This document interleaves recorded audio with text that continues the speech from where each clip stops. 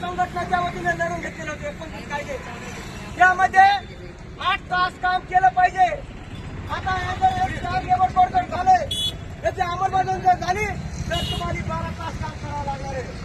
आणि तुमच्या ज्या नोकऱ्या ज्या आहेत त्या नोकऱ्या टेम्पररी नोकऱ्या आहेत.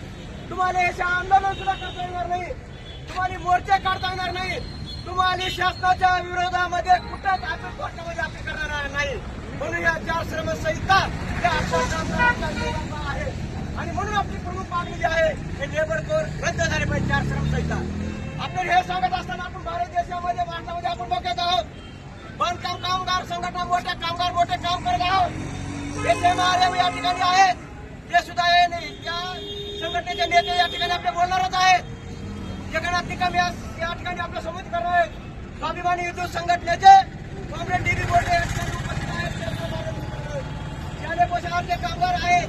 या ठिकाणी SMRDOचे सुद्धा या ठिकाणी कॉम्रेड रोहिदास आहेत. कॉम्रेड सुहास चव्हाण आहेत. सुहास जाधव आहेत. जाधव आहे. आपण या ठिकाणी आलेलो आहोत. आपण बघत आहोत पूर्ण महाराष्ट्रामध्ये हे सरकार आहे तुम्हाला किमान वेतन देत नाही. लक्षात करा.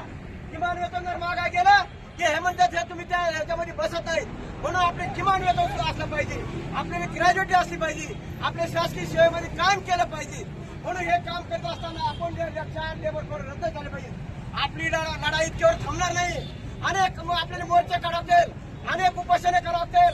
अनेक आंदोलन करावं लागतील. आणि म्हणून आपल्या जे पूर्ण भारत देशामध्ये महाराष्ट्रामध्ये याच अनुषंगाने आंदोलन होत आहे. म्हणून आपण आज जिल्हाधिकारी साहेबांना निवेदन दिलेलं आहे. हे जे काय याच्यामध्ये काय ज्या मागण्या आहेत 19 मागण्या आपण त्यांना दिलेल्या आहेत. या 19 मागण्या सरकार होश में के बात करो।